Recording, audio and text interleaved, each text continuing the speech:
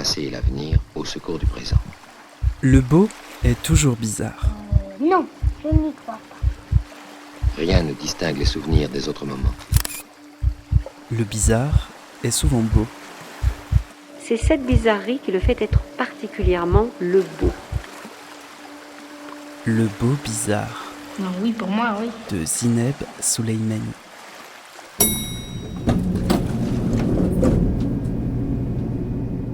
Bonjour à toutes, bonjour à tous, bienvenue dans cette deuxième matinale. Merci d'être nombreux et nombreuses ici au Cloître pour suivre avec nous les échanges avec les artistes du jour. Et on démarre fort, on démarre avec vous, Thiago Rodriguez, bonjour.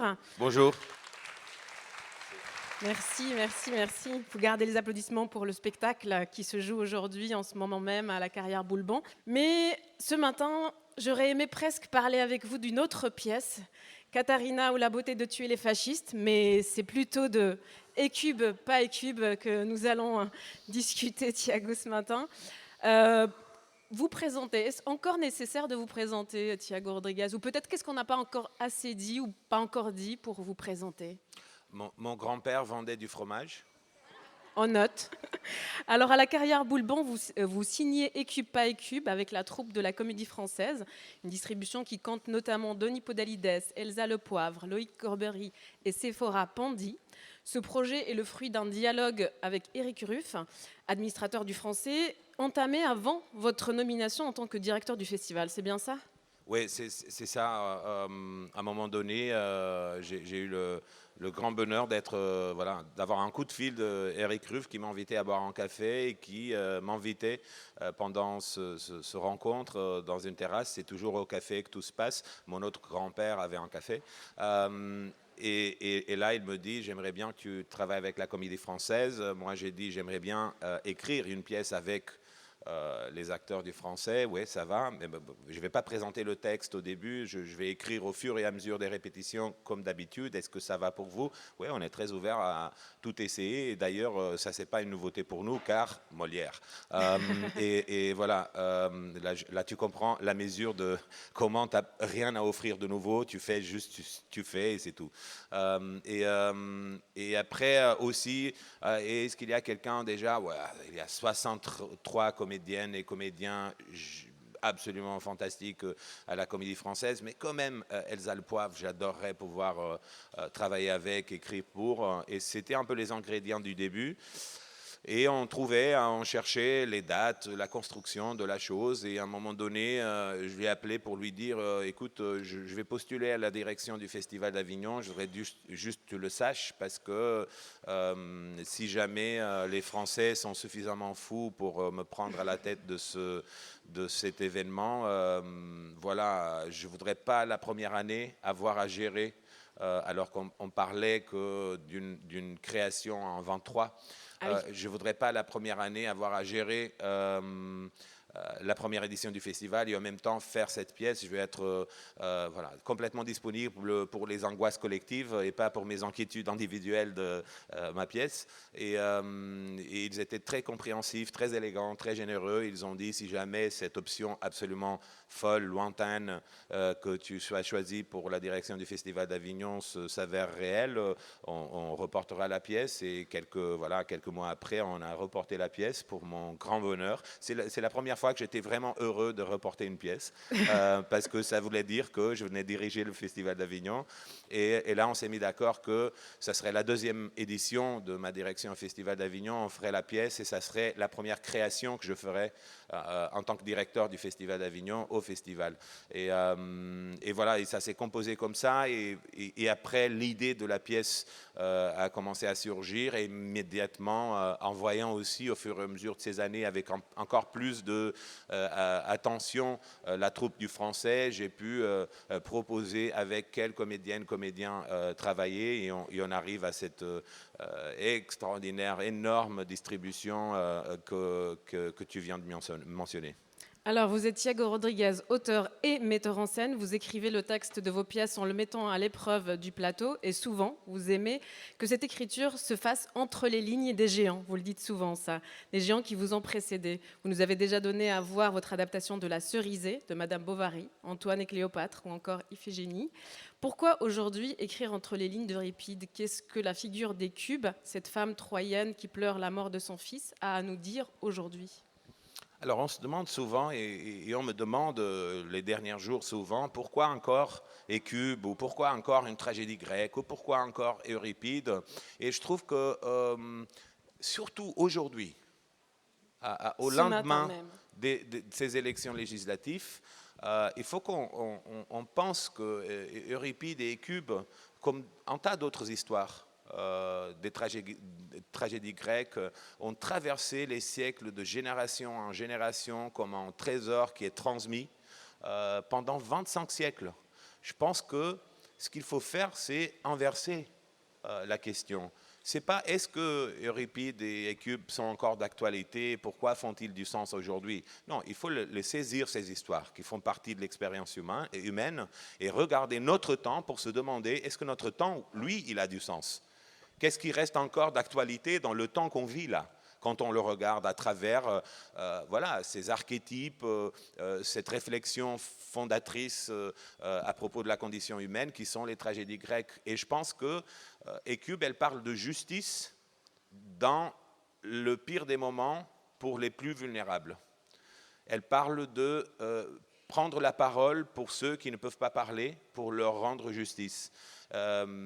Écube est la reine de Troie, devenue esclave après la chute de Troie, qui est dans le campement des Grecs, les vainqueurs, comme esclave, avec sa fille qui vient d'être sacrifiée au sommet de la tombe d'Achille après avoir perdu tous ses enfants, perdu son mari, le roi de Troie, Priam, et elle découvre à un moment donné que son enfant, le plus jeune, qui était gardé par un ami, un allié, le roi de Thrace, il vient d'être assassiné pour cet ami, pour faire plaisir aux Grecs, aussi pour cupidité, pour garder l'or de cet enfant, etc., ce qui est une violation du droit d'hospitalité. Et elle se dit, moi, j'accepte toutes les souffrances, mais celle-là, je ne peux pas l'accepter.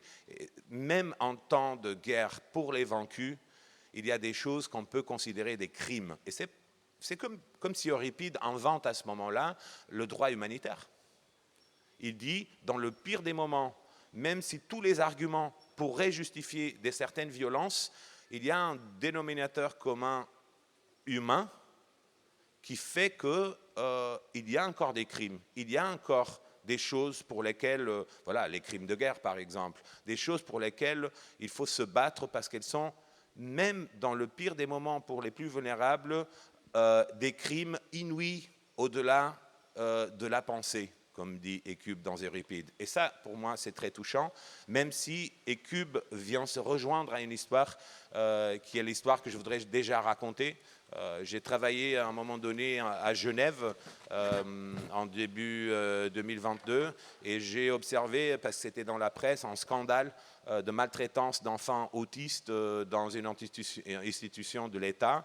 J'ai découvert, après avoir lu quelques articles dans la presse suisse, qu'une des comédiennes avec laquelle je travaillais était maman d'un de ces enfants et elle avait porté plainte contre le canton de Genève, je pense que c'était le canton, pour les maltraitances de son enfant, alors qu'elle répétait avec moi une pièce qui était aussi question de souffrance, parce que c'était une pièce à partir de dans la mesure de l'impossible. Oui, dans la mesure de l'impossible, à partir d'expériences de vie humanitaires de la Croix-Rouge internationale et Médecins sans frontières.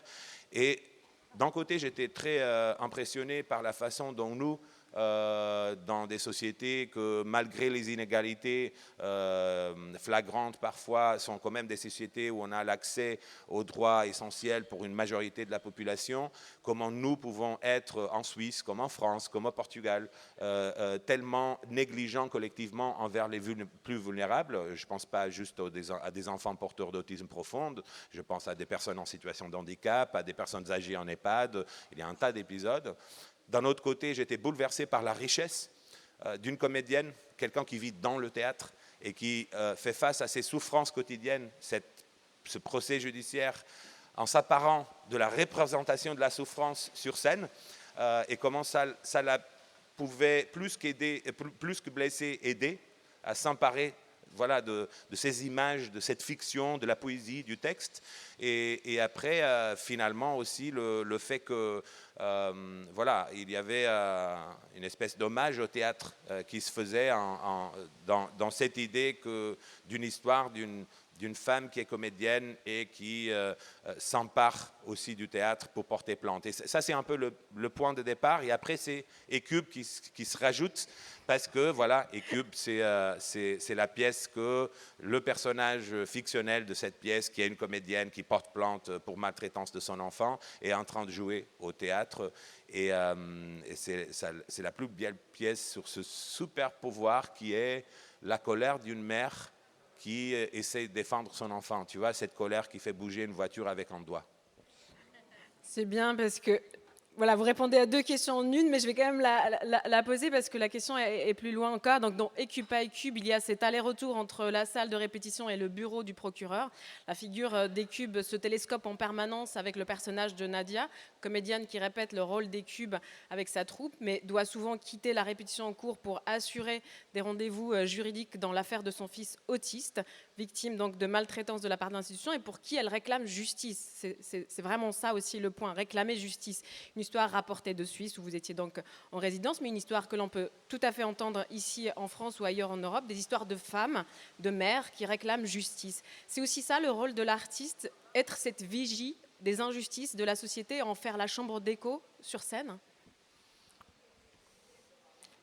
Je ne pense pas que l'artiste a besoin d'un rôle. Les artistes, ils sont là. Après, chaque artiste fait ce qu'il veut. Et ouais, mon rôle, je peux pas faire du théâtre en oubliant la dimension citoyenne et les choses qui me dérangent. Moi, je fais du théâtre soit parce que je veux célébrer quelque chose, soit combattre. Et normalement, je suis plus heureux quand j'arrive à faire des pièces de théâtre qui célèbrent et combattent au même temps. Mais je pense que chaque artiste doit garder la liberté de ses raisons personnelles. Il n'y a pas de... Le théâtre, comme l'art, c'est quelque chose qui existe. Ça fait partie de l'expérience humaine. Après, c'est à la société de s'organiser pour que les bénéfices potentiels de la création artistique, par exemple, sont disponibles au plus grand nombre, au public le plus divers, démocratiquement, d'une façon décentralisée. Mais les artistes, ils doivent créer et doivent être défendus dans sa liberté de création, et c'est tout. Après, c'est à chaque artiste de mesurer son niveau d'engagement, ses envies, comment gérer la frustration que ce n'est pas ma pièce qui va changer le monde, est-ce que je veux changer le monde, voilà. Ça, c'est à chaque artiste de gérer. Dans mon cas, oui, mes ambitions de changement infimes des perspectives de chaque personne sur le monde, elles m'animent énormément. Je sais que la pièce ne sert pas à grand-chose, mais je sais que ce que la pièce peut faire à quelqu'un peut produire une pensée et un geste que ça, oui, peut faire quelque chose. J'aime bien l'idée de le théâtre, c'est l'antichambre de plein de choses qui peuvent changer le monde. Voilà, tout au long de la pièce, il y a une double temporalité, ce parallèle entre le processus de la création d'une pièce et la procédure du procès dans l'affaire. Et dans les deux contextes, il s'agit de répéter beaucoup les mêmes mots pour raconter la même histoire. Comment garder la puissance des mots tout en les répétant? Est-ce que c'est aussi ça la puissance du théâtre, garder leur force en les répétant? On revient toujours aux mêmes mots, dit l'écrivaine indienne Arundhati Roy, pas pour les changer, mais pour trouver le détail qui fait que cette fois-ci, ces mots nous appartiennent. Et ça, je trouve que c'est une raison profonde pour laquelle on fait Hamlet encore, on fait Écube encore. Cette répétition, c'est une façon de ressusciter le sens des mots, mais aussi s'approprier du sens des mots. Moi, je dirais manger les mots pour après les rendre nôtres. Et ça se fait au théâtre par la répétition, et ça se fait à la justice aussi par la répétition. Répéter pour arriver à ce détail-là où on dit, voilà, c'est par là qu'on peut rendre justice. J'aime beaucoup cette idée que dans Homère, ce qui fait que voilà, l'Odyssée m'appartient, c'est cette virgule. Dernière question, Thiago Rodriguez, parce qu'effectivement, le temps file et on aimerait passer la journée avec vous, mais vous-même, vous avez d'autres préoccupations. Mais on va passer, c'est juste qu'on se multiplie, on passe la journée ensemble partout. Absolument. Alors la pièce s'ouvre presque avec le chœur des comédiens et comédiennes qui répètent et scandent ensemble cette phrase « On a le temps », en rapport au temps qui les sépare de la première. Et c'est une phrase qui nous fait penser à une autre de vos pièces, le chœur des amants qui répètent très souvent « On a le temps », en rapport à la fin du film de Scarface qu'il faudra réussir un jour à terminer. Et j'ai l'impression que c'est un peu votre mantra, se dire qu'on a le temps. Qu'est-ce que ça dit de vous, cette phrase? Est-ce un excès de sérénité ou une manière de rassurer les troupes? Et on se quitte là-dessus après. Non, je crois vraiment qu'on a le temps. Mais il faut nommer les choses pour qu'elles sont réelles. J'ai envie de dire, par exemple, aux Françaises et aux Français, car votre pays me tient à cœur. Voilà, on est pressé, il y a une urgence, mais on a aussi le temps. Le temps est de notre côté. Le temps qui veut dire le passé. Ne pas oublier pour mieux vivre le présent. Je pense qu'il faut combattre l'oubli. Il faut bien se rappeler du passé. On a ce temps présent de maintenant. Il faut faire quelque chose maintenant. Il faut garder la force et l'espoir maintenant. Et tranquille, on a le temps. On a le temps. On va gagner. Merci. Écube, pas écube, du 30 juin au 16 juillet à la Carrière Boulban de Thiago Rodriguez. Merci à vous. Merci Zineb et merci à vous d'être là. Et courage pour la journée. Bon festival.